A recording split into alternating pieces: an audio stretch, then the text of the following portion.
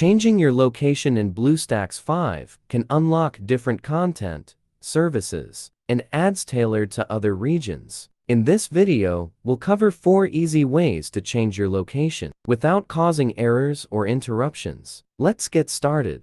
Part 1. Change BlueStacks location by setting up or customizing location. Open BlueStacks. Click Set Location. Ctrl+Shift+K closing parenthesis ... To search. Enter location. Select. Click Set Location ... To customize. Drag map. Zoom. Click a spot. Click Set Location. Part 2. Change location on BlueStacks via Virtual Location Tool. Stable.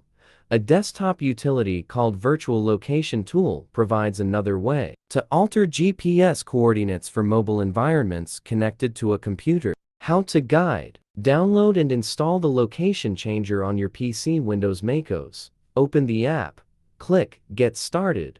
Connect your phone via USB and wait for recognition. Select Teleport Mode in the top right corner. Enter the destination or GPS coordinates. Then click Move to change the GPS for BlueStacks.